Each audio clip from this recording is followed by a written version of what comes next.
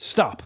Check it out, my man. Can I kick it? Dad, right, we can, because we only came here just to make a plan to get you on your feet. It's time to raise your hand. Are you ready, boys? Let's take it up a notch. We're going to teach these kids about the real hip-hop. We're going to take it back to when the DJs with vicious drops and dope rhymes and let the crowd just lift us. So throw your hands in the air and just wave them. We don't really care if your kids are misbehaving. Put your hands in the air and just wave them. We don't really care if your kids misbehaving because we're Dadless Soul and we are in control and we've got 50% of this parenting role. God, I'm exhausted. It's almost like he's been practicing. Oh, take that back. What would you little maniacs like to do first? There's something very important I forgot to tell you. Now, you killed my father. I am your father. She told me that her dad was loaded. Dad's behavior up is only with a JCB and Bruce Lee's nunchuck. He was the baddest cat around until I showed up. Where do you hear this? Where do you hear this? Listen to this? Yeah, of course I'm listening. Too old for this shit. Welcome. Episode 10 of Dadless Soul Radio Show. 60-something minutes of fatherhood, funk and fashion. It's actually meant to be 60 minutes, but we talk a lot, don't we, boys? Yeah, we do. We're like the Natter. We like that. We're like a couple of old biddies down the cap. We realise the last few shows have been an hour and a half, hour and 40. So if you are a regular listener, thank you very much for sticking with us. Anyway, thank you. Dadler Roll. Dadler Roll? Oh. That's my sandwich shop. It is. Dadler Roll. Forget this. I'm just going to open up a sandwich. Last week we were talking about Mo. Yeah, you said welcome Mo. Oh, welcome Mo. And now it's Dadler Roll. That is a wicked name for a sandwich shop. I'm owning it for the dough because I needed the bread. Anyway, Dadless Soul Radio Show, 60-something minutes of fatherhood, funk and foolishness for you lovely people. I am Dan Flanagan. To my left, we've got the Deaf Master. The Deaf Master? Oh, no, you're the Deaf Master. Yeah. I'm DEF, actually, producer Cropley and Circus Matt the Hat.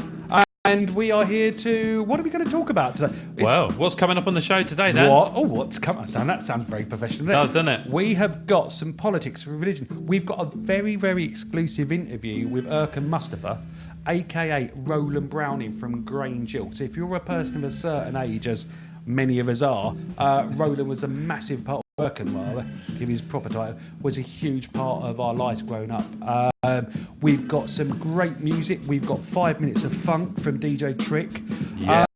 We've got some deep and dark-ish subjects to cover. We've got a subjects. pretty sad story to talk about 3/4 of the way through the show today. We have, and we got some banging tunes, most importantly. Don't forget, everyone, you can get in contact with us at dadlersoul.com or join our Facebook group for Dadless Soul. You can check us out on SoundCloud, you can check us out on Mixcloud, you can check us out on iTunes. Where else can you check us? We're now recording. This is going to go up on YouTube as well, so you can see our beautiful faces. What about Twitter and Instagram? We're on there as well. We are. That's under the Top Rockin' Beats, which is the parent organisation, we're all part of, because we actually are intergenerational revolutionaries, and we are power to the people. No delay. So what are we going to do first? Are we going to have some big fat tunes, or are we going to? I want to find out what you've been doing. That's what I want to do. I'm going to drink a tea and listen to you. You want me to go first? Tell us what's gone. So the people that have been listening to the show before this noticed a few weeks ago I gave up drinking for a while. I kind of do it quite regularly, just to purge my system. But this time I feel a bit more like I'm more meaningful about it. I'm not looking forward to the day after I finish to go on a binge. Can I ask why? I was just fed up. I'd been to so many parties and stuff, and I was just fed up with drinking all the time. Party animal. But actually, I think racks up there, baby. I think I was just feeling crap as well. Right. Okay. So it got to a stage where I was thinking, you know what? I'm more in tune with my body now. Do a lot more meditation. Mm-hmm. I wanted to get fitter, and I just started to feel achy. But do you know what? We're 2 weeks into this now, so I'm on day 15, and I'm feeling pretty rubbish. Okay. We were talking about it earlier. I think my body's purging my system. I've got a massive spot on my chin. My skin has gone dry. I'm feeling really achy. But I think... Hello? Oh, it's music. Don't worry. That's the end of that. I'll stop now. That went quick, yeah. I think Not I'm the just... first time you've heard that, is it? No. I think I'm flushing it out. Yeah. Can I give you a bit of advice? Yeah. Caloric irrigation. You ever tried it? No, I'm not going to do that. Honestly, it's brilliant for clearing out your system. Big hose up your bum, wash it out, and honestly, it gets rid of the toxin. You know, meat can rot in your system for up to 10 years. Really? Yeah. So, But flush that's it all tasty, out. isn't it? Look, I'm trying to help you out, brother. Can Anyway, I just ask you a quick go on. question, though, Yeah. actually, on that? But you gave up drinking how long ago? About 5 or 6 months ago. Okay, did you go through this? Did you feel No, rubbish after I didn't a few drink weeks? heavily anyway, Okay. so mine was just more of a... I mean, I was... He banded you straight in as a heavy well, no, drinker. in fact, my drinking has gone from moderate to heavy over time, and actually because of through the summer, through August, I was going to things probably twice on the weekend. I was actually drinking 3 days of the week. In the week, I don't have a problem. I don't drink because I know how it affects me. Yeah. But my body just wasn't recovering, and this is the first time. So I've done dry January a few times before it was a thing. Yeah. And because I just get to after Christmas, like I'm fed up with drinking. But by the time I'm getting to the end of January, I'm like, I need to drink.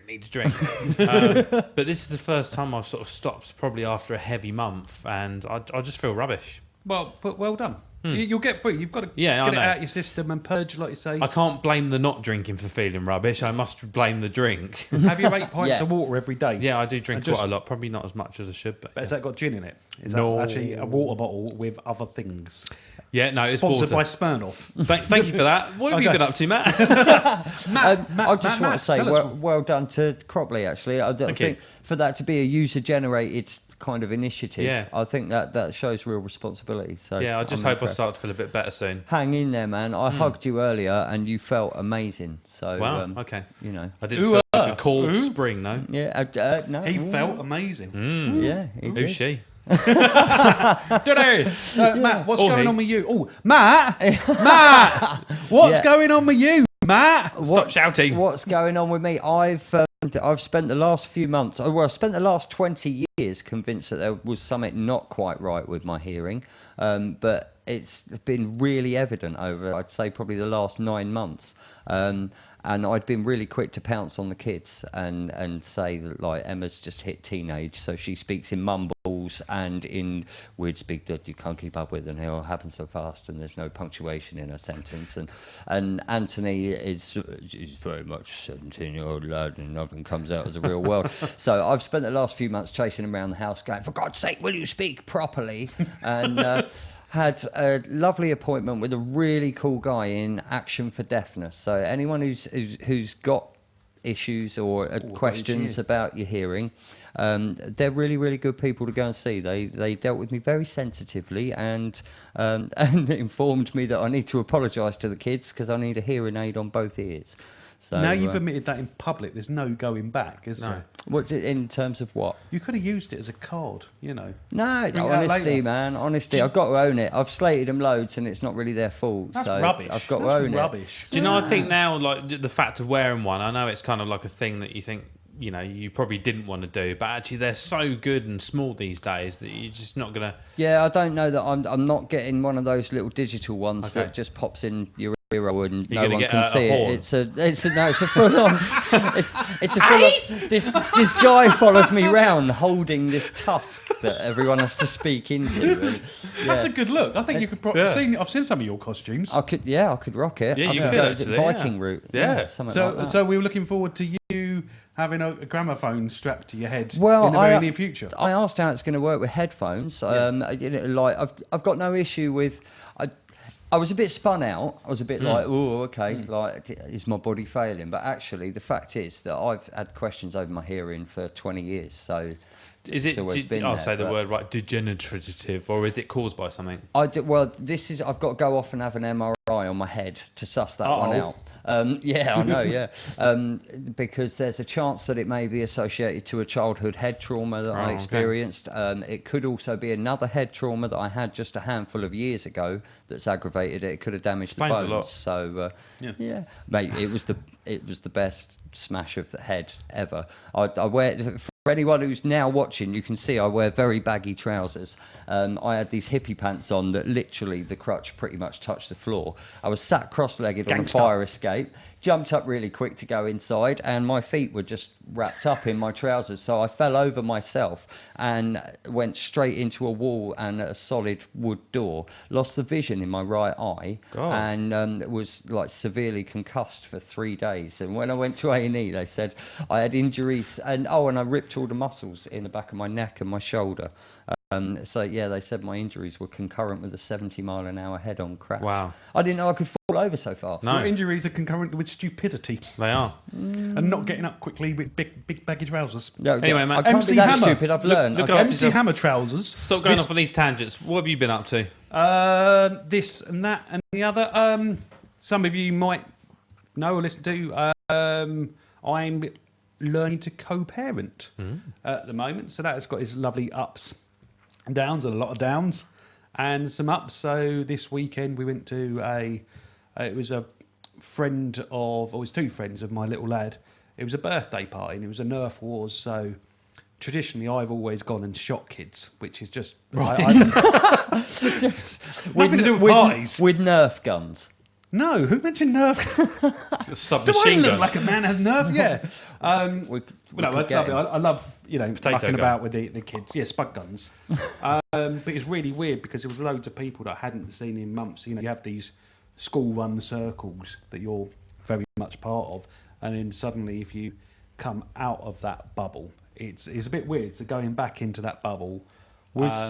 Was there a bit of an elephant in the room in the sense that, like, did it feel like people were like, yeah, I think all they this didn't know how stuff's to gone take on it. and, yeah. But yeah, you know, once we got over that initial thing, there was some very nice people. Well, they're all very nice people, but it's just getting back into It's just those breaking that ice, isn't it? Yeah, and and kind I of haven't seen saying, you for 6 months. You know, suddenly I was at the Yeah. playground every day, and suddenly I'm not. Stuff's happened, still the same guy. You liked me before, you can like me now. You can Yeah. still hate me. Yeah, well. Hate It is went hate. down the right, though. It went well. Yeah, it's nice, and I think that's you know, kids. You know, my own parents used to knock lumps out of each other, and it's a horrible way to be. So, from my own son, I want to be able to have a situation where we co-parent, you know, and intelligently, and rather than, you know, bitterly and poor. You know, there's so many. For those listening and watching, we've got this Dad to Soul Facebook group, and a lot of the fellas have been through some awful stuff where they haven't seen their kids for years, or their kids almost get used as emotional weapons and pulled from pillar to post. So yeah, I do really feel for that, but it's getting there, isn't it? It's got to be learning. about the kid first, you know, from both Yeah. parents' perspective. It's not about you. It's not about your partner. It's about the kid. It's what's best for them, and you have to fall in line second. And it's a really important developmental opportunity for everybody, because actually what you can do is then demonstrate responsible self-management to your kids, in the sense that they can see you not necessarily giving into triggers and being able to reach compromise and talk things through without There's it a lot of having to learning go involved in that, catastrophic. isn't there? Yeah. And but at the same time, dude, you're learning all this stuff. These are all skills. Yeah, You know, it's all new skills that you can take into any aspect of your life. it's being going to able take my hear job other into the people and- UN, because that's Into where the my UN, yeah, negotiations Chief go. negotiator. It is. So yeah, and for any of you boys and girls struggling with co-parenting, I Yeah. feel you. It's a journey. It's a dark world. It's not a journey. It's a There's journey. an X factor. I just- Everything's a come journey. on, Yeah. I'm 12 years into it now. Yeah. So like it's found a rhythm, and you know, like I talked about it last week, or in the last episode, that we relish the fact that we know we don't get on, we know we disagree on everything. So it's about how we manage that, how we Yeah. deal with that, and what examples we're setting. Yeah. And yeah, so it's a journey, and you settle into it, and things come up, and there's hurdles. You go Yeah. over, go round, go under, whatever. At the end of the day, parents to little beautiful people, so you won't settle for second best. No, that's Wicked. funny. So yeah, I've been doing a few other things, but that's Good the on the you. main. That's all we want to know about. Exactly. You Yeah, know what I I don't wanna know about your Yeah, other that's it. activities. I think we need some music, and then Yeah. what are we into after that, Dan? I We think got the Dad Festo. we're going back in time. So fortunately, about 3 or 4 years ago, it was the 40th anniversary of Grange Hill. So I was invited along to this school in Fulham, which is obviously a very well-known or very posh for place in London. But in the 70s, it was one of the schools that Grange Hill was actually filmed at for its Okay. very first I episode. was going to ask, was it filmed there? It was really weird, and there's all these kids on the the notice board with their triple-barreled names, and we're wandering around the classrooms, and loads of the cast and crew were there, and it was really weird. So yeah, it was. I'm not really one for convention. You know, a lot of people go to Comic-Con and all of those sort of things. Yeah. Never really done it, never been a thing. But Grange Hill was a massive passion of mine. I've got 3 older sisters. So when it came out, I think it was 78, I was 4 years old. And then I had a 9, 10 and an 11-year-old sisters. So they were all over it. So from almost episode 1, there was no getting away from it.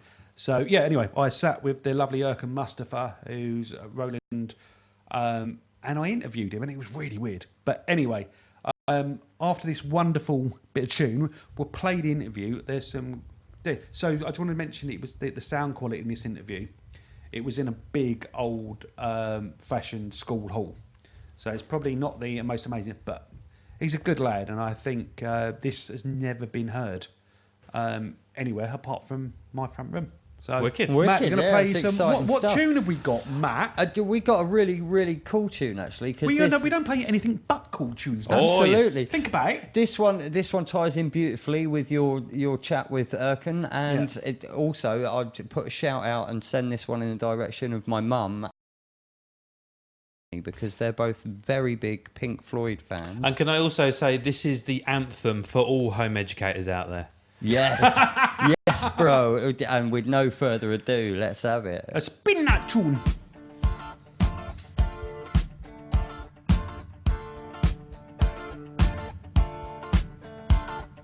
We don't need no education.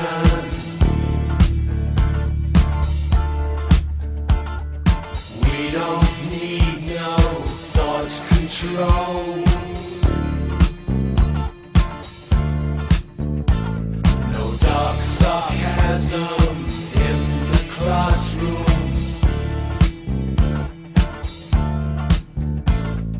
Teacher, leave them kids alone.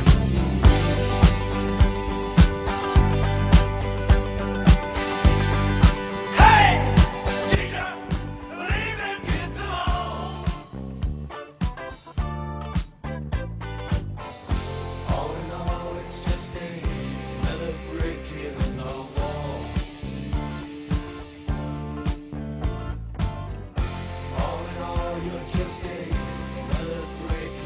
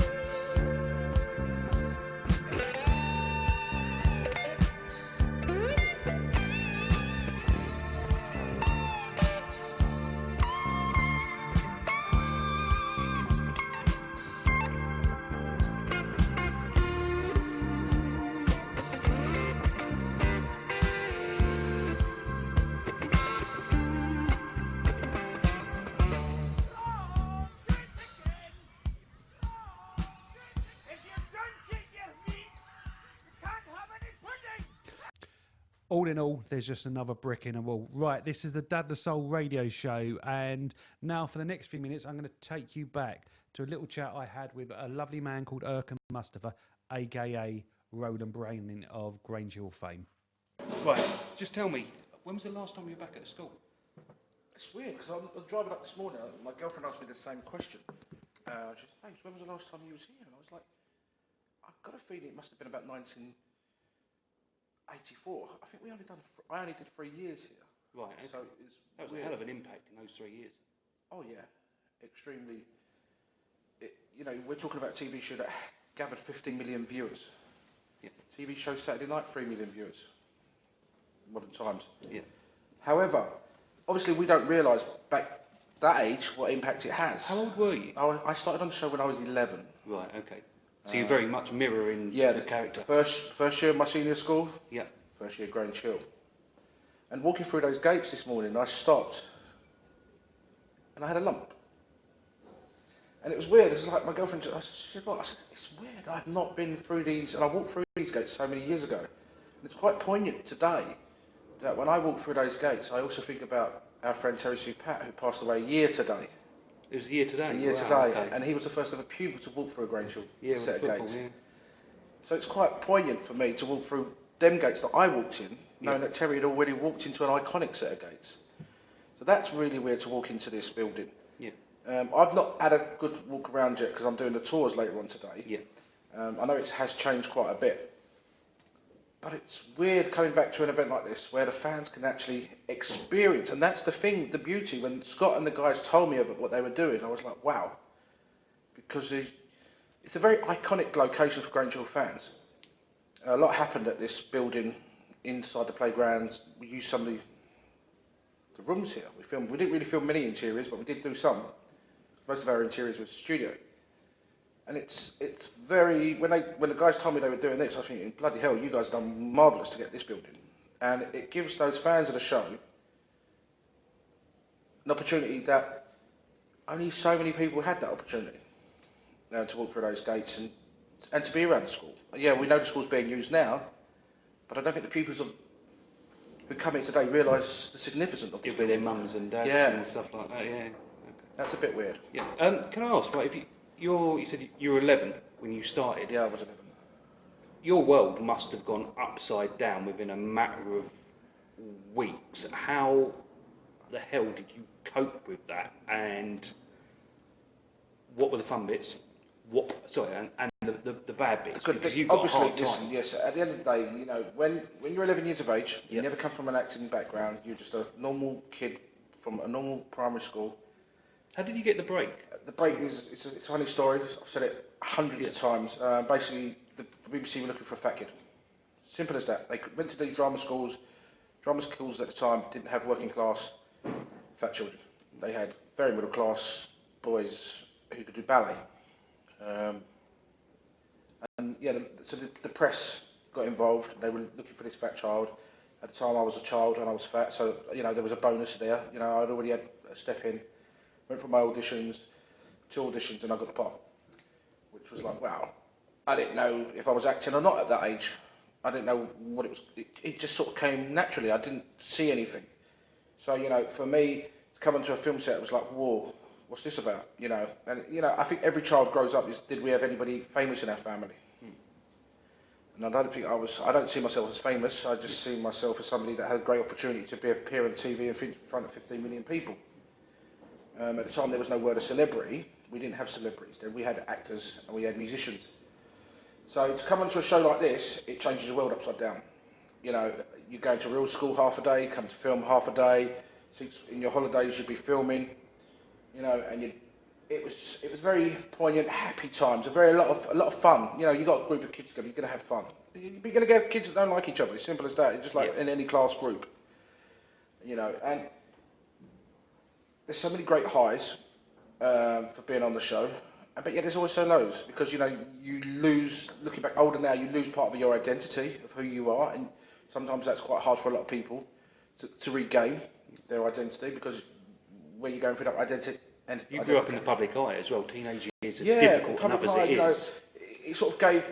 I'm quite lucky that Roland was such a sad, bullied person, and you know, either they loved him or they thought they could bully him.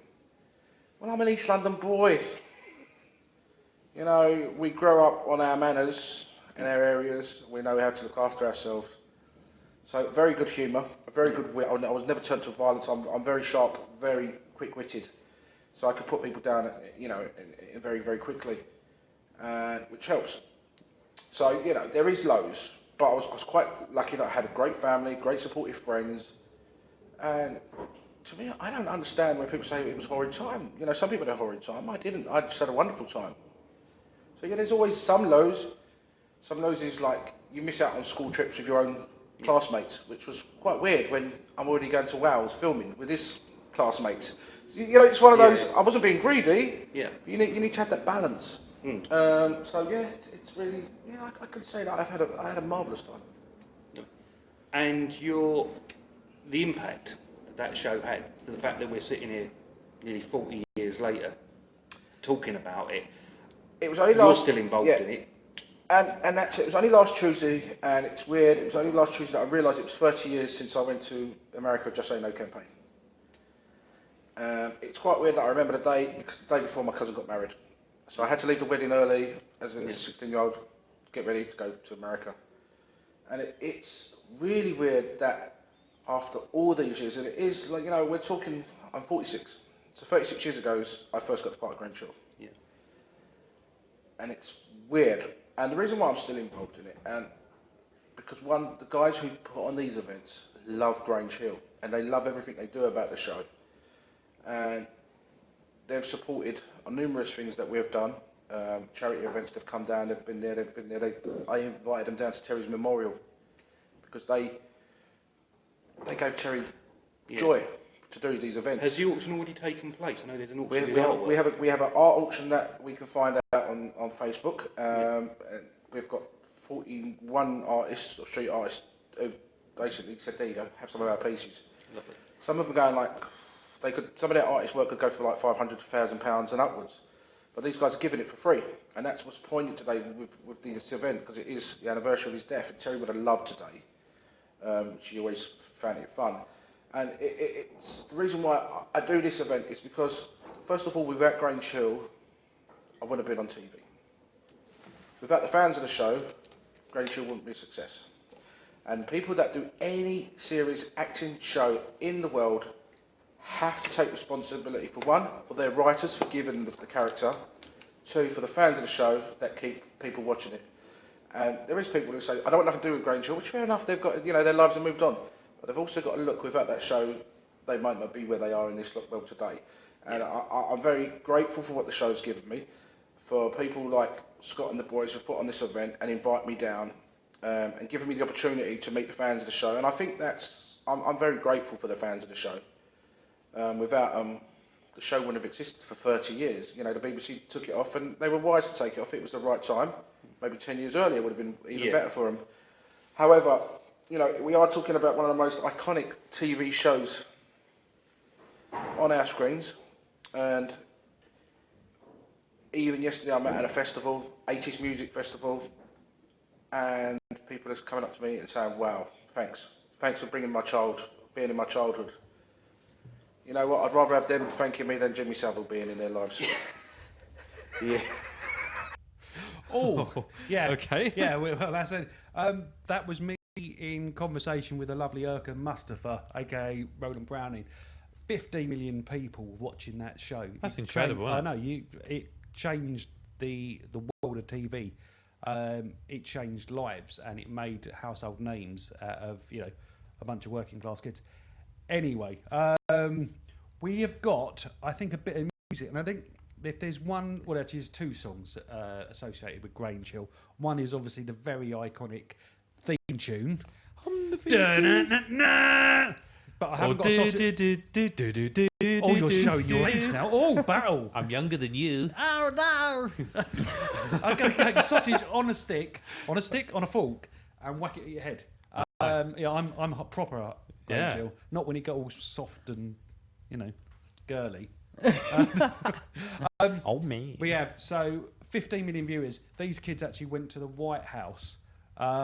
So to just say no, Matt, do you just say no? Yeah, frequently. Frequently. Yeah. To what? When people ask you to do something? Yeah, work. No. Work at unreasonable work levels. I say no. Yeah, sorry about that. So let's spin this Just Say No by the Grange Hill cast. Wicked.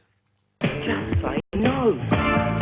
You don't have to be part of the crowd. Just be who you are and stand up proud. Say no, no. Just say no. Just say no. No. Just say no. Don't have to act like a great big star. You can be a hero. Be who you are.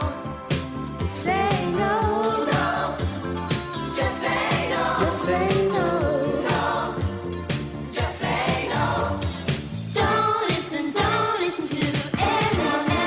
Gotta do is be yourself.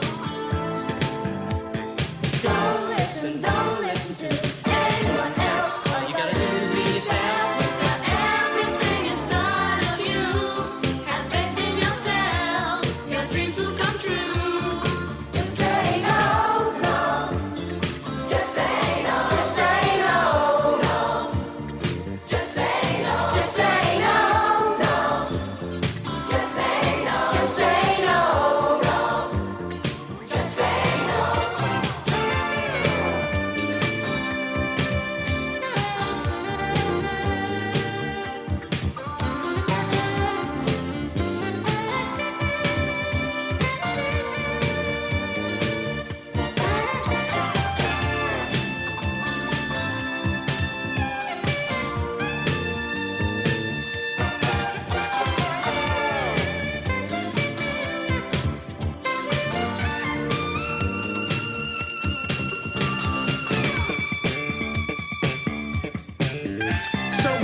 It made you do it. You had no need.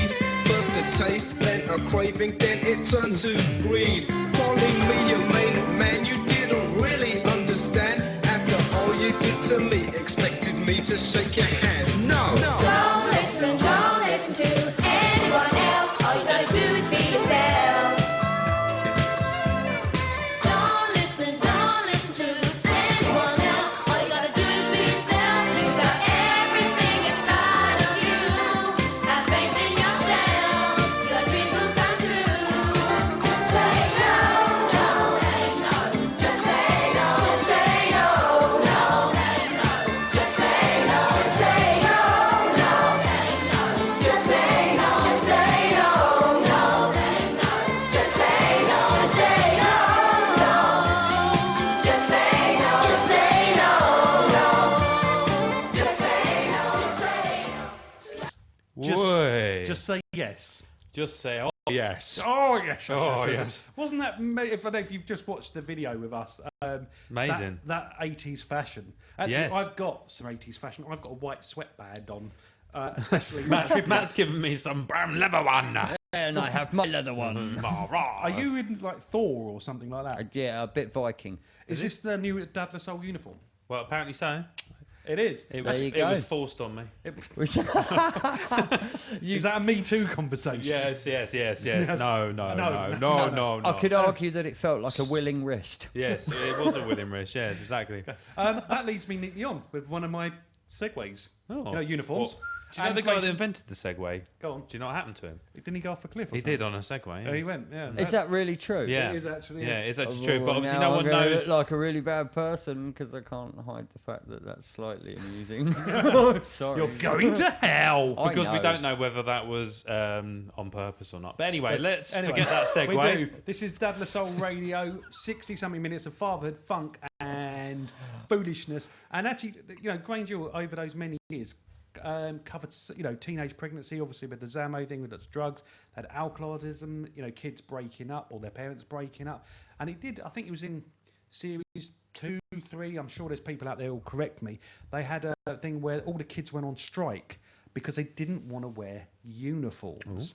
And this is still, today it's still a current topic. There was some kids quite recently, I think a school in Lewis, that went on strike to defend their right to wear uniforms for different reasons now than it was, I think, back in the 70s or 80s. Good for them, though. Yeah. It's for having a voice. So this is as a child, I hated school uniform, and we tried to customise it so you'd wear your tie back to front and Yeah. put your collars up and wear white socks instead of thing.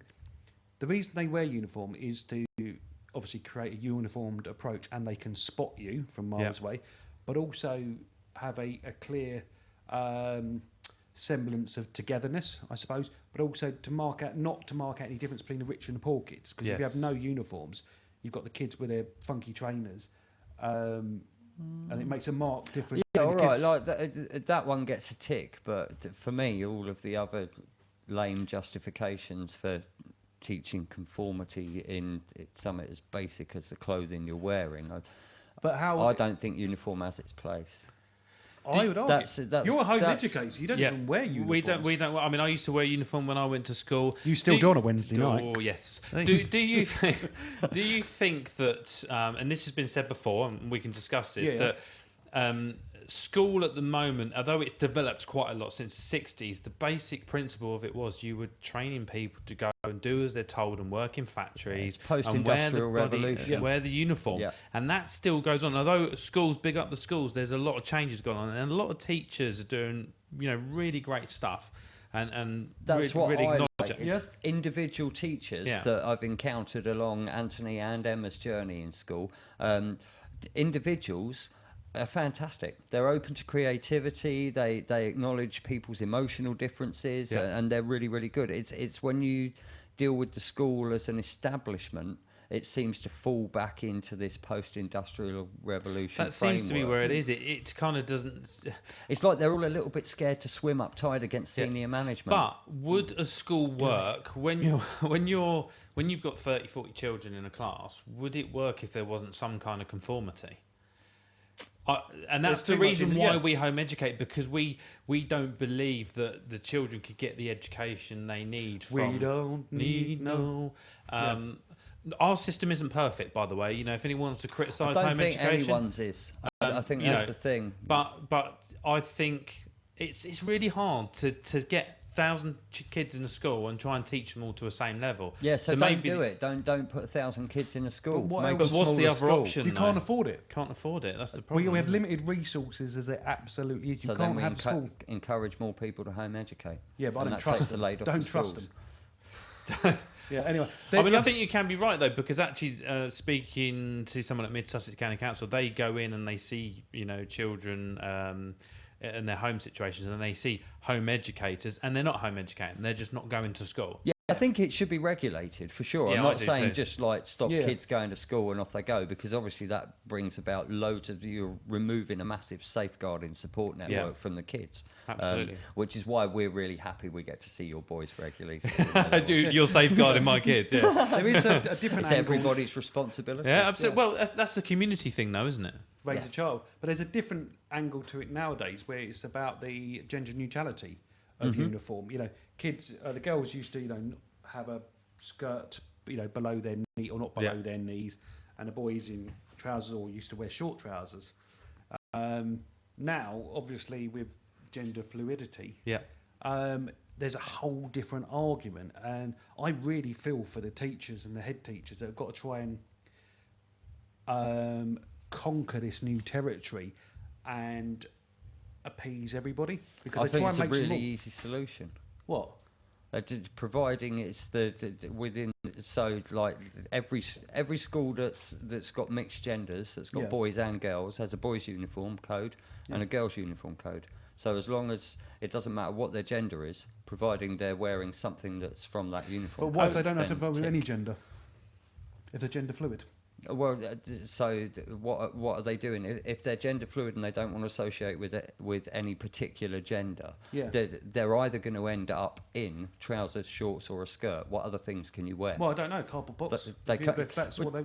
So I think if someone comes in, like let's say a lad comes in wearing a skirt and a blazer and a tie, it's all school uniform. Yeah. No problem. He's turned up willing to learn. Are we going to get fixated on what he's wearing? wearing, or are we actually going to further the future of our race? Only last year, I think, there was a school that in the summer, and it got really hot. The lads said, "Look, we want to wear shorts," and they said it's not part of the school uniform. You cannot wear shorts. So all these guys, a big group of them, came in wearing skirts. Good for them. I love that. Yeah, they did it as a stunt, and actually they got main national news coverage for it. But good on them, because actually they were standing up and saying, "We are wearing uniform." Yeah, and I bet it was cooler in a skirt as well, because I like wear sarongs, and I've got no drama. we I wear decided skirts about what on your stage. trousers, and they're excellent. Aren't they? Some Whatever people happened. think my trousers are skirts, but I've worn skirts, and they're quite comfy. It's nice. But there wasn't much in that situation the school could do, because they were wearing school uniform. I just think those lads are just comic geniuses. I don't know if they made it from the so political brave. point of What view. about school I kill? just think they're just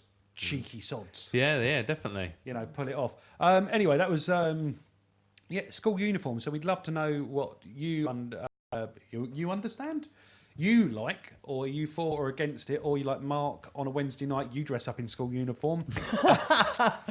Can I just say, just for the record, for Dad Soul, I do not dress up in any weird fetishes. In denial, No. the Cropley lies all. Because there's people watching and listening now that will see me at groups, and they will see me running groups with their children, and they might think I'm weird. I do not do that kind of thing. I did but actually- actually, if you do, good on you. I'm glad for you. I'm a little bit gutted. I was going to ask you to send me photos, but So send nudes. But There was a club maybe 20 odd years ago now called School Disco that we used to go to, and it was very much Grange Hill based. So you'd have a load of drunken adults and you dress up in school uniform and go and party. they still do it. It's still a club night in loads of clubs. Is it? It's still really popular but they to had have a school night. Yeah, they had the proper school disco were legendary and very debauched. Blooming good fun though. But a bit dodged. There's those middle-aged women, or they weren't middle-aged. With their buttons down there and their short skirts and their hair big.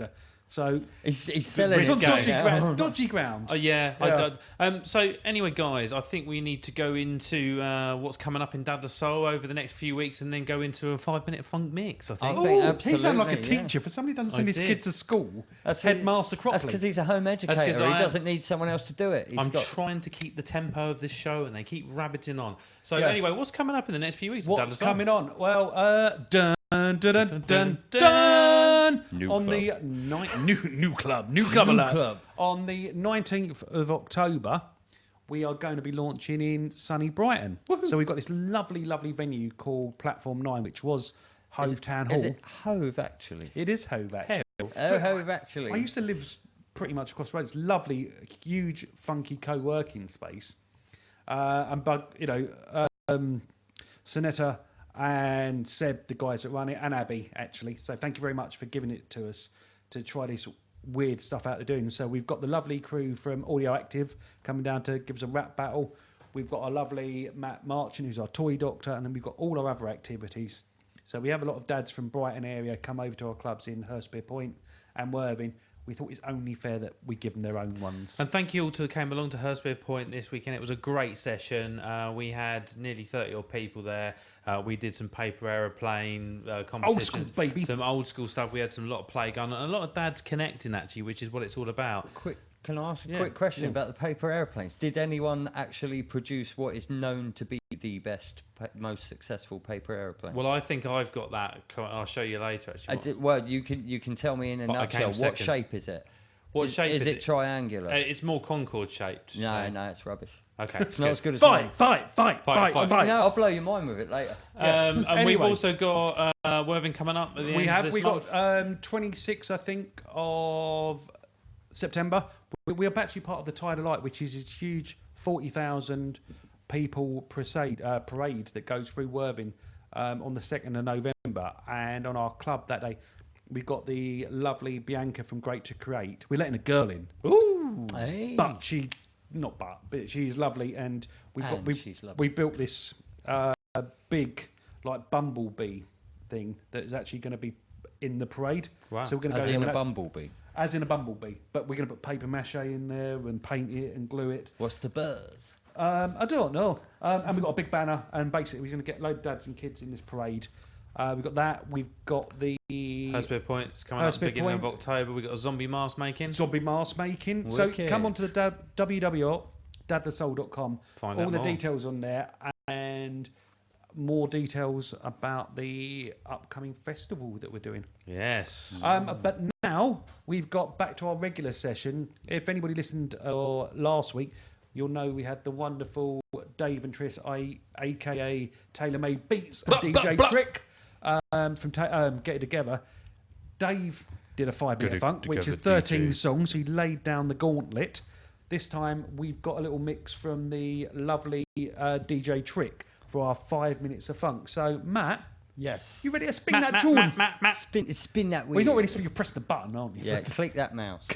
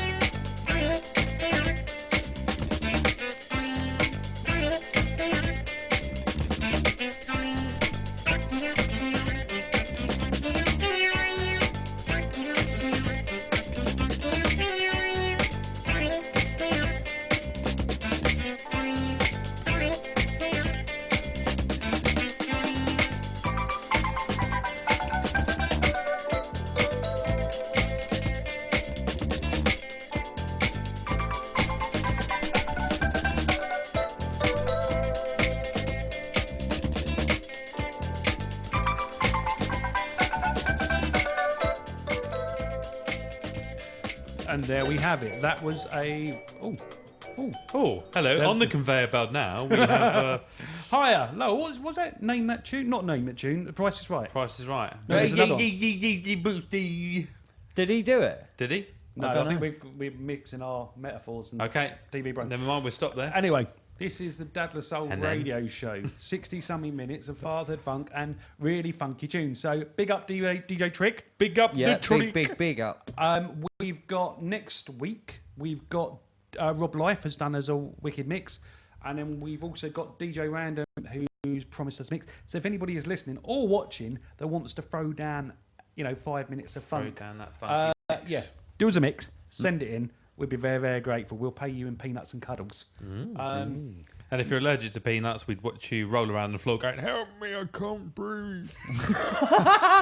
I'm not sure that's allowed. Sorry about that, anyone with peanut allergies, and that includes my middle son, Jack. It's like, I love how it's not okay for us to hint that you dress up in school uniform in your spare time, but you'll quite proudly say, "Yes, I'll watch you suffer an anaphylactic shock," and laugh. Anaroo. Anaphylactic. Anaroo. Yeah, she Anaroo. was- I am first aid trained, by the way, so I can stick an EpiPen straight into your leg. Stick into his lung. Lungs, yes, that's where they go, into your eyeball. Oh my God. You're not that well trained, are you? You missed that bit of course. Eyeball pull. Oh, yeah. Right, Dad the Soul. Now, for regular listeners, you know that it isn't just fun, it isn't just foolishness, it isn't just funky tunes. We are working dads, and the whole thing about Dad the Soul is that we're a grassroots revolutionary movement set up to help tackle social isolation in dads and kids.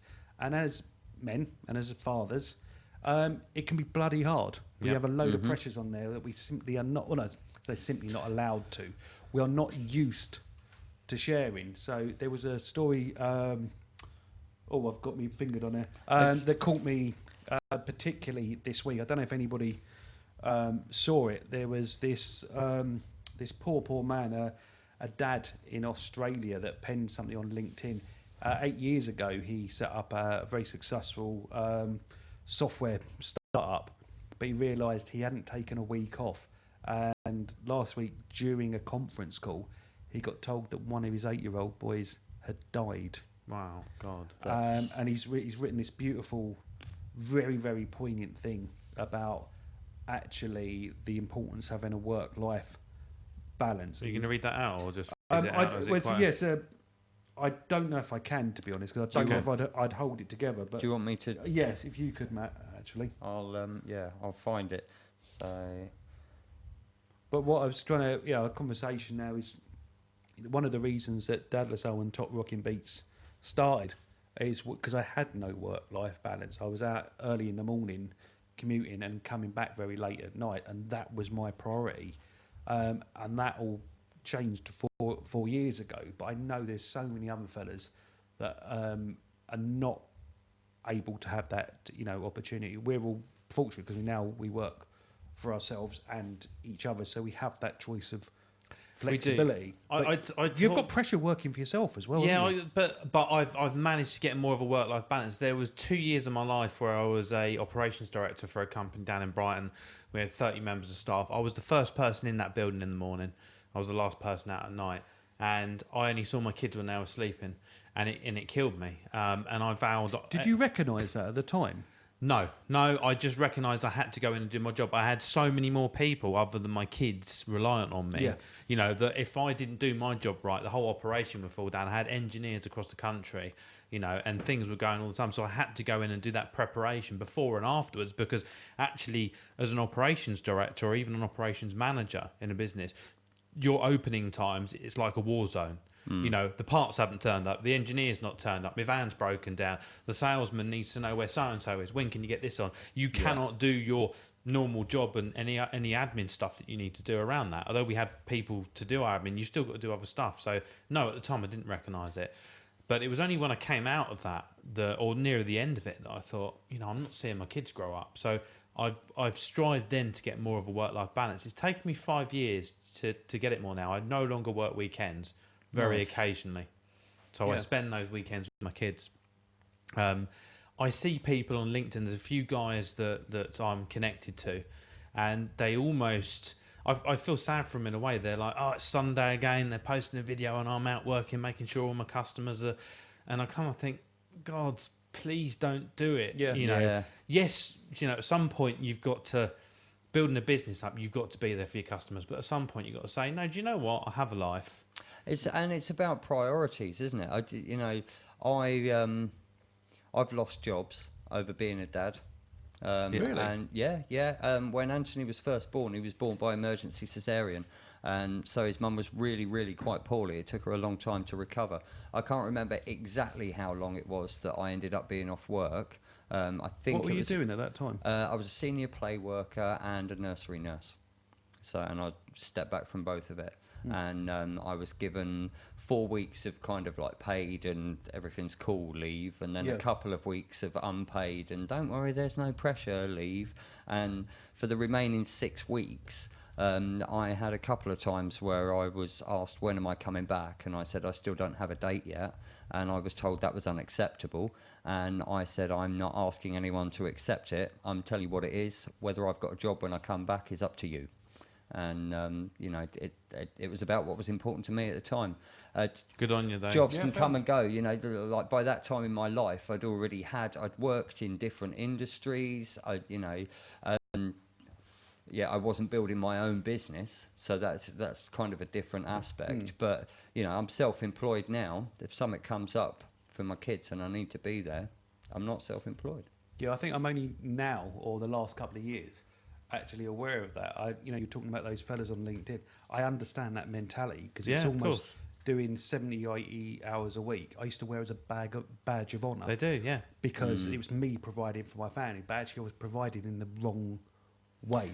Ultimately, your children need you, and I've heard it said so many times. No one gets to if you speak to the people nearer the end of their life, they don't ever say, "I wish I worked more." I want to do that filings even. Yeah. And actually, if you're going to choose to have a career, and there's some people that choose career over kids, and that's great. Good for them. I know they won't want me to. I kind of feel sad for them because I think they're missing out on something. But hey, that's on them. I've got friends that have made that decision. Good on you to do that, and they're going to focus on their careers. Yeah, for sure. And there's there are a lot of benefits that come from that, in the sense that financially they're going to do okay. So materially, their kids are going to be well provided for. I remember being really, really tiny and hiding behind the sofa with my mum because the guy had come to empty the gas meter. She made it fun. It was a story. It was an adventure. We were in the cave hiding from the ogre. Yeah. And actually, we've been through loads of stuff together, my mum and I, and it's not all been easy. Some of it's been really hard for both of us at different occasions. But what I always cling to is the fact that it doesn't matter what else we had. We always have our love, and that's worth more than anything. Yeah. I'll go to sleep hungry if I know I feel loved, and that's me. It's a personal thing, and just for the record, sandwich. No one goes without food in our house. It's not social services. I think that no, you'll never get that time back. That their first steps, their first day at school, or their first day not at school, their first anything, you're going to miss out. And this poor chap, he's taken a week off in 8 years. 8 years, so he hasn't seen his children grow up. He hasn't gone out and played with them. Are we going to listen? The actual post that he wrote is not in that article. Okay. So I've scanned all the way through that. I did have a look at it myself, and basically it is what it is. I think he had twin boys, I believe. Yeah. One of them had epilepsy. So he went out in the morning. And I think one of the key things there is he left early at 5. He left at 5. He didn't stick his head through the door. And but to be fair, and I spoke to my wife about this, and I said we all probably occasionally have to get out and go out early. And how many of you just stick your head in just to see they're there and actually not check their breathing though? Yeah. I don't think you could you? No, I think a little baby you would, but as a No, it was about I always check. Actually, funny. It was just a thing when we go to bed. Me and my wife both go in and check the kids, and I always listen to them breathing. It's just a thing, but I don't in the morning because I don't want to wake them up. Yeah. So if I go out early in the morning, I might, if the door's open, I might just stick my head in and see them, but I might not necessarily know they weren't breathing. My kids will love me for saying this, but generally in the morning you can tell that they're still alive because as you open the door a little bit and peek through, just the change in the air pressure disturbs something, and you go.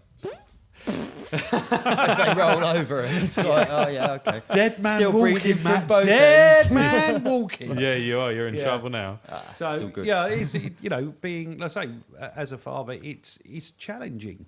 But where do you draw the line in providing for your family and trying to give your kids a role model? It's not all on the man these days. No, it's not. Valid. This is the changing in responsibilities, and this is where Dad Lasole comes in and tried to make those changes. Since the 80s, work has been more balanced. It's still not there yet, and women still have not got their place in the workplace. They still get paid less than men, and it is wrong. Disgusting. But the balance is starting to correct itself, and I say starting to correct itself. But in the home, it hasn't, and men still feel that they are the provider, and I'm the man. This is the interesting thing. It's like the males have assumed this role of providing materially and financially, and so it's been assumed then that the mum's role is to provide emotionally. Yeah, and it's a load of rubbish. But hasn't that always been the hunter-gatherer? It's in our DNA because it's always. Actually, if you look It's back like that to through nature. If you look back to actual, tribal people, it was the whole community would go out, and in fact, you could really disappear down a hole with this one, but the whole family would go out and collect different things. Yes, the men might do the more, men are more muscular, yeah. Yeah. That's a. Yeah, I would so say that's a like fact. the natural physical differences. So physically, that men you're are gonna stronger. exploit That yeah. I would say is a fact. Yeah. Yeah. So I've met some very strong lasses. Yes, absolutely. But in general, men are stronger. Women have a higher physical pain threshold than most men because they go through childbirth. Generally, men But would they're go rubbish out. at arm wrestling. Yes. Actually, I don't know. I grew up with 4 sisters, mate.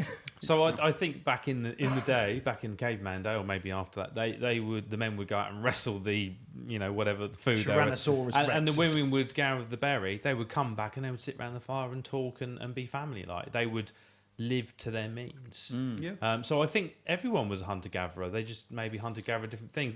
This thing that we've got of a man coming along and going, me good meat, smash over head, get back inside, woman. Is again your Wednesday night. It is. I think that's a wrongful portrayal in the media. I don't know even who gets to claim the credit for making that crap up because it's not the way it is. We've got as guys, as dads, we've got a massive role to play in emotional provision. And it's the same for it's different aspects, but like with daughters, if they're growing up straight, they're going to look to their father as kind of a measuring stick for what they'll look for in a relationship. Yeah. So if you're not present emotionally and you can't show up for them, they're going to accept that in their adult relationships. And let's be honest, any of us with daughters, which here is only me, no, that's not good enough. That's not what I want for a future. I want her to have a good bloke that's able to show up and make himself vulnerable and be available. And the same thing, we've all got sons. Do we want to be sitting them down as adults and going, dude, come on, this is not okay for your relationship. You can't treat your girlfriend, your wife, your boyfriend like that. Or do we want to take the reins now and actually show them what it Lay is? some foundations. Yeah, absolutely, and just acknowledge that emotional provision. It's not all about roof over head, and you need somewhere to live. You need food in your belly, but ultimately, if you're not going to bed without having eaten, does it matter whether that was like a 40 quid dinner, or does it matter if it was a £3.50 dinner out of the reduced to clear stuff? Doesn't matter, everybody's eating. And actually, if you're going and rummaging through the cheap stuff, that's an adventure in itself, because the kids can get involved and go, whoa, I found this and it's only 9p, and so there's I think the thing that I would say as somebody who has done it, cancel a meeting, forget to turn up for something. The world doesn't end and your kids enjoy you being there. I'm not saying bin it all off and ditch your responsibilities, but every now and again, just go, actually, there's loads of stuff that's really important on the to-do list, and I'm going to demonstrate that you're all more important. That's kind of lovely. And there's a lot of top business owners that actually follow that ethos. They will, it's family first, it's sleep first, it's health first, and then work comes second. Yeah. And they might not have always had that balance, but actually they're getting it now. And I think it is coming in a lot more now. But I think there are these pressures to, I'm out working on a Sunday, I'm going to post it on LinkedIn. It's the blokey pub conversation. It's one of the reasons I don't go to pubs generally, and I might be wrong. It's been that long since I've been in a pub that it might be different now. But the standard, how do you do? I've never met you before. Is what do you do for a living then? And that's the conversation. And it's like, actually, guys, come on. You know what? This is really weird. I had that exact thought about 2 minutes of listening to this conversation. And over your listeners and your viewers and stuff. I challenge you to walk in a pub and just meet a group of middle-aged men that are being so open about these conversations, because we do not. That's a beautiful thing about Dadless Soul, is that we're all right to stick our hand up and challenge convention and break some rules and have these open conversations. This, if you've not been to one of the groups, these are the sort of relationships that we're sort of harnessing. You're nurturing. That's the word. And yeah, I'm pretty proud of that, because I'm a little bit woo. I don't think I've had these conversations. No, certainly not publicly. This is very public. Yeah. There was a guy actually that came in to Hurstbeer Point on Saturday. He'd been to the Worthing one once, but then he moved. He'd split up with his partner, and he'd moved to another part of the county. Yep. And he suddenly saw this one pop up closer to him. And he came in, I said, "Oh, I recognise you." And he said, "Oh, I came to one of the events once." And he said, "Where's Dad?" And I said, "No, he's not there. I've kicked him out." And then he said, I'm so glad this came up, because I've been feeling really lonely. And I thought, geez, this guy has just come up and said that to me. And that's really nice that we've obviously created a forum that he can come and say that and not feel silly. Yeah, absolutely. Yeah. And it's just, for anyone who's looking or listening, if you've got something that's come up, share it. Everything's welcome. So how would they share it though? How would they share it? Well, they could get in touch on the Facebook group. So if you pop Dadless Soul into Facebook, you'll find our closed group, which is excellently dads only. And no mums allowed. You can also check out www.dadlesssoul.com. You can. You can listen to a few more bits of the shows, or you can drop any of us a line actually at dan@toprockinbeats.com. Mark at Top Rockin' Beats, or Matt at Top Rockin' Beats. Top Rockin' Beats, for those of you who don't know, is the mothership of where this all come from. So it's a completely it's a non-profit community interest company that we run. I'd say non-profit. I actually believe in having a profit, making a profit, but have for a purpose. So we're not here to just survive on grants and handouts. We can go and earn a living, but rather than buying big screen TVs and fancy cars, we take that money that we earn and we put it into opening up another group, supporting another dad, spreading our revolution far and wide. And that's what we want to do. It's a national/international network, a band of brothers, Dad's Army, a revolutionary grassroots movement that we all want to here to challenge some conventions. So, enough of the wittering, enough of the witting. I was being beautifully honest. You were. Going, wow, before wow. we go on to the next slide, just a big heartfelt, we're with you, brother, to this guy. Yeah, I think it was JR. Mr. Stormont? Yeah, Stormont. But when I read it, my heart broke. So you're absolutely right. There were so many men that are going through, but for him to air his story so publicly is incredibly brave, because I imagine he's taken a shitstorm of criticism from the people that don't understand the pressures that he was on. But well done for recognising that and seeking to open other dads' eyes to it. And that's what he's doing, sparing them that pain. He would not. He hasn't put that out there for his own gratification to say, "Look at me and my new car." He could only have put that out to stop other people suffering the same. Yeah. So good on you. In that we've got a little tune that I think is only fitting to play. What is it, Matt? This one. There's been a couple of covers of this, and this is possibly one of the covers. I'm not sure who's responsible for the original, but this version to me stood out in that we can really hear the lyrics and get the message that's being delivered. Oh, I didn't tell you what it is. Yeah. It's amazing. It's Cats in the Cradle by Cat Stevens.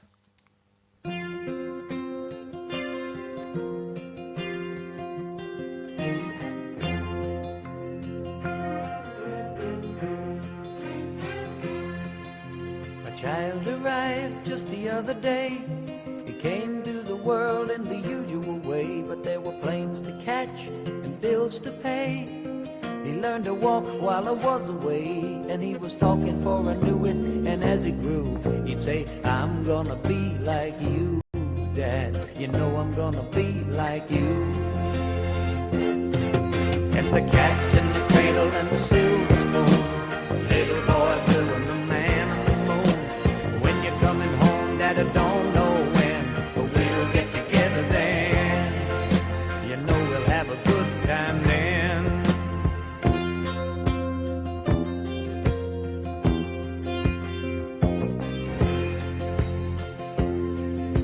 My son turned 10 just the other day. He said, thanks for the ball, Dad, come on, let's play. Can you teach me to throw? I said, not today, I got a lot to do. He said, that's okay, and he walked away, but his smile never dimmed. Said, I'm gonna be like him, yeah, you know I'm gonna be like him. And the cat's in the cradle and the silver spoon, little boy blue and the man on the moon. When you're coming home, Dad, I don't know when, but we'll get together then. You know we'll have a good time then.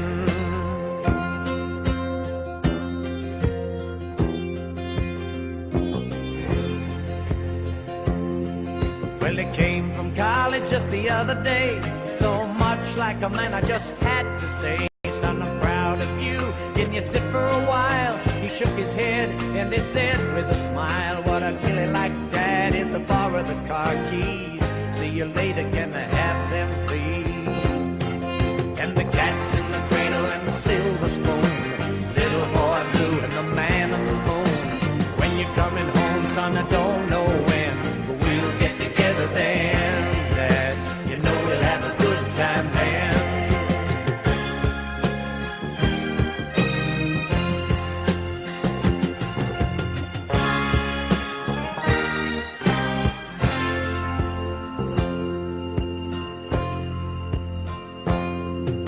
I've long since retired, my son's moved away. I called him up just the other day. I said, I'd like to see you if you don't mind. He said, I'd love to, Dad, if I can find the time. You see, my new job's a hassle and the kids are the flu, but it's sure nice talking to you, Dad. It's been sure nice talking to you. And as I hung up the phone, it occurred to me, he'd grown up just like me. My boy was just like me. And the cat's in the cradle and the silver spoon, little boy blue and the man on the moon. When you're coming home, son, I don't know when, but we'll get together then, Dad. We're gonna have a good time there. Oh, are we on? We are on. We're going to have a good time then. Forget about then. This is now. This is important. We're having a good time now. Are we having a good now? You know what we haven't done? What? Woo-ha. Woo-ha! Ah. But towards the end of the show, good. Yeah. Just that song's so powerful, isn't it? I'm thinking it must be Ronan Keating or somebody, or Boyzone did a cover of that song. Ugly Badly. Kid Joe in the 90s. Yeah, that's the version I know. Okay, Johnny yeah. Cash has done a version. Has he? I like a bit of and Johnny Cash. I can't remember the name of the other guy who was sort of similar era, I think, to Cat Stevens. But I can't remember the name of Squeaky. him. Possibly starts with an E. But the moral Snoop of the Dogg. story is cancel something, throw something in the bin, spend some time with your kids. Absolutely. Because, you know, my eldest turns 18 next month. He's Dun, got dun, a dun. girlfriend, he's got a job, he's got college. You know, they're not around forever. You're raising them up to live their own life. And if you want to be a part of that, then wake up and do it today. Please. Wake up and smell the tea Please. bags. And do you know, if you were looking for somewhere to take your kids and you're a dad, bring them to Dad LaSalle. There you In go. it. This has been the Dad LaSalle radio show. We've had some funky tunes. We had the exclusive interview with Erkan Mustafa and taken us back to the glory of Grange Hill. We have battled the to and fro's of school uniform. We've discussed what it's like to maybe invest a little bit more time in your children, your family. So important. Otherwise having tragic consequences. Wow. And we've told you more point about Dad La Soul. Come to the group. Get on the Facebook group. Get involved. Like, subscribe. Mike, where do we do that liking, subscribing? Subscribe to us on the YouTube channel. This is where the videos are going up now. So if you just come across us, subscribe, because these videos will go up every couple of weeks. This the podcast goes out every 2 weeks on a Friday. And then the other week, the video will go out. So just keep in contact. Look on our Twitter, look on our Facebook pages.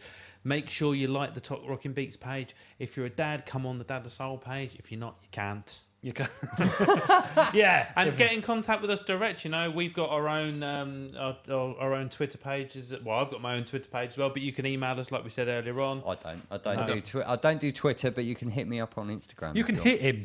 You heard it here first. Bring it on, baby. If you saw The Boy in the Big Trousers, which is the name of his autobiography, not The Boy in Striped Pyjamas, The Boy in the Big Trousers. And guys, Charlie Big Potato Cakes.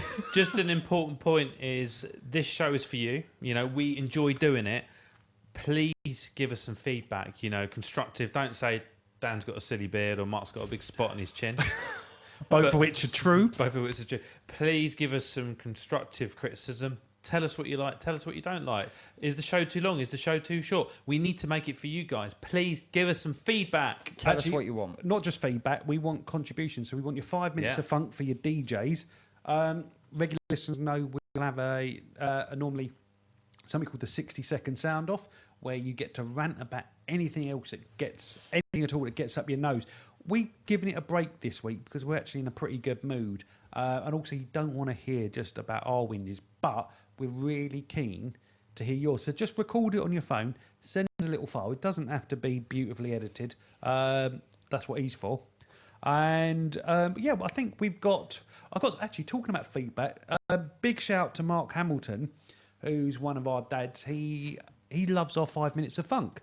He said he was playing them in his kids. I think he's forget me if I'm in wrong, his Mark. car. In his car on the school run with a 2-year-old and a 5-year-old, and they were saying, "Daddy, that's really funky." So he goes to the message, he said, "Can I have a copy?" I said, "Of course you do." Sent him a copy. They realised I sent him the wrong one, so I sent him another one, and then put him another one, and then I sent him a link that I was listening to, which was the BBC Proms. Hour and a half of breaks. So thinking, well done, Mark, for raising your kids right and listening to funky tunes. Did this guy not also say he discovered us through another Facebook page? Oh, Dad yeah, Ventures? Paul Barnes. Got to shiv out to Paul Barnes and the Dad Venture boys. Yeah, really good group as well. You know, there's a lot of people, a lot of good conversation. Paul's done really well. And Mark discovered us through there and then said he listened 3 shows back to back. There is a support group for anybody else that wants to take that as a challenge. That's a binge, that is. Yeah. That person, Mark, spent, a good 4 hours with us listening to us. It's probably longer than that, because we feel either we're doing something really right, Mark. or you need an intervention, Mark. I'm just thinking, like, the next episode is going to be 2 weeks away. So once he's done the whole back catalogue and caught up, he's in danger of getting a Dad La Soul detox thing. Yeah, a bit like you in the booze. Episodes. Yeah, I mean, and also Tristan, who was in here last week as well. I know he said he listens when he's doing the washing up and the ironing. So I'm just imagining him now, Tristan. You're standing there with your headphones in, and you're just ironing a lovely shirt, putting the laundry out. He's going, "Oh, they mentioned me," and he's burnt a big hole in his work shirt. Sorry about that. I owe you a new shirt. Oh, we love you, Tristan. We've got some other gratitude. I think it's always nice to say we've had some very deep and open personal conversations. We've taken the mickey. We've had some good tunes, but we also like, for those that don't know, we always like to end the show with a little bit of gratitude. It's very, very easy to be miserable old gits. And it really is. It's getting cold. You know, actually, talking to Namaste, I come out of yoga. Right, I'm a big, big fan of hot pod yoga these days, in a tent with strangers getting sweaty, way forward. And suddenly it's dark. You know, 2 weeks ago I'd come out and it was still light. So it's like time to, cuddle up to somebody, put your gym jams on, put an extra bar on the heater. You're in danger with winter getting white, aren't you? I mean, losing that getting tan. White. Casual racist. That is not all right. That is not okay. So we got plenty of diversity on this show. 3 white middle-aged men. Yeah, there you go. Count Crop. Anyway, I was saying we're going to say some thank you. So, Croppers, Mr. Producer. Yes. Produce the juice. Thank you to you guys. Thank you for. I love this show. I love being on it. I love being a part of it. I would say we love having you. Yes, no, if but it you was would. true. Thank you to Ridiculously Cool Studios for this lovely studio. Get the your rest. ass down there. You can rehearse, you can record stuff, and they've got games and all sorts. Audio Active do stuff here as well, don't they? Thank you to Audio Active. Yeah, I'm going to give it. I've got a list of other people. But yeah, tell us who. So yeah, I mean, as always, thank you to my kids and my wife. Thank you to my dad. This weekend, I went along to farming the old-fashioned way. Spent a bit of time with my dad. It was really nice, and that had come about before, but really made more poignant in the last show when we were talking about spending being time somebody's father, being somebody's son. And I nicked your father. quote. I did put your name on that. No, it's beautiful. And it was nice to spend some time with my dad. He enjoyed it, and I'm going to do it a bit more. Oh, wicked. Are you going to start Oldie World farming as well? No, maybe not. But I was, because I was an agriculture engineer. That's what I trained to be. I was sort of looking An around. agricultural engineer? Oh, yeah. I was looking around the old combines. You went to farmers' college, didn't you? I spent 4 with years women at farmers' college. with firm thighs in jodhpurs. Let's talk about that off air. Never. Let's do it. Yeah. Okay. Sorry. So I yeah, interrupted. no, that's it. Thank you. Matthew. Awesome. My thanks. I mentioned it briefly at the beginning of the show. Massive thank you to Action for Deafness. Found it a bit of a spin out. So the guy there, his name's AJ, and he really took care of me and was really kind of quite sensitive about it. So, and massive thanks to Kate, because I came home quite spun out. So it's really grateful to receive the support, and I've got over the whole kind of my first thing that came up was like, oh my God, like, is this going to deteriorate and I won't be able to hear my kids' voices? I sat with Kate last night and we talked that one through, and I didn't know because I'll just get louder hearing aids. And I'll do whatever I've got to do. So yeah, massive thanks to Kate and Action for Deafness. Aren't you learning British Sign Language as well? Bits of, courtesy of a beautiful, magical lady that I've Tell known us a for some special swear years, word that you called today. Kathy. Oh yeah, I did. This is the British Sign Language sign for crap. And that's great if you're looking on the YouTube channel. If you're listening away, then that's a really awful bit of radio. If you're listening and Can I transcribe it? Matt places his hand underneath his armpit. Yeah. I would question, without the means by which, it's like, if they can only use sign language because they've got zero hearing, what's the chances of tuning into our podcast? Yes. That's right. Anyway, let's move on. So thank you. So big shout to the boys and girls at Audio Active, Brighton's premier youth music charity. They're coming down to help us with the opening of our Brighton club, which is the 19th of October. Get your bums out. It's going to be big tings, as the young people say. Big things fam. Big things fam. I've started back at school, so I'm now down with the kids. Who do Ian, North East, our lovely volunteer coordinator. Nice one, Ian. Work. Lovely Ruth from Don't Believe the Hype that's helping us create this wonderful content. Jan the man. I've run out of thumbs now. You never had any thumbs. Too close. Who else is in our crew that we haven't thanked? Matt, the toy doctor. Nick the Patterson. people that put this thing. Who put this thing together?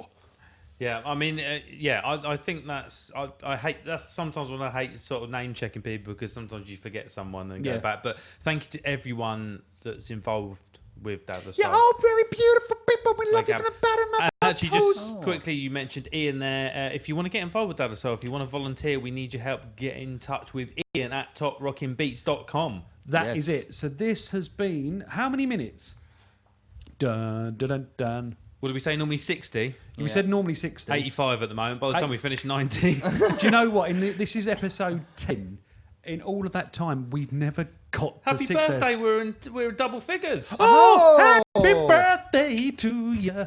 Happy birthday. Actually, there is another birthday on the 9th of September. It was Top Rockin' Beats' second birthday. Ooh. Wow. So that was 2 years ago that I did the pilot over in Brighton. So big shout to the lovely guys, Jim Jensen, who gave us his lovely office in Brighton Propellernet to take over, and we wrecked their boardroom and put DJ workshops on there. And it was after that day I realised I was on something. I had 15 dads and 20 kids, load of strangers in a room, making conversations, having fun. I knew then I was onto something. So here we are 2 years later. We're just about to launch Club 3. We've got hundreds and thousands of people that listen to us, read our stuff, engage with us. You're going to be wearing our sweatshirts very soon with a brand new logo. So a big shout to Pete Holmes, to Mr. Medina, and to Alex Borg that's been helping very patiently with my design ideas, because I'm frustrated. I've got great ideas, but I can't do the artwork. Anyway, Wrap it up. Wrap it. I did a rap at the beginning. Should I wrap it up at the end? No, please don't. No, don't bother. That is not okay. We've got a song. We've got a song. Actually, this is a great song. This is Billy Bragg, Sexuality, and the last few weeks I've been getting in to Billy Bragg and. Oh, I wonder where this was going. I wonder if it was a sexuality segue. No, I tell you that very true story. This came out in probably the. Is it a short true story? It's very short. Go. early 90s, right? Mm-hmm. And there's a lyric in there, and it's at the time, maybe I think I was a lot more. I lived in a small town. I was very close-minded. I didn't know anybody that was gay, or certainly nobody that was openly gay. You know, I was probably still in that, you know, you're a gay lord sort of phase. And to hear this song, and there's a lyric in there, just because you're gay, I won't turn you away.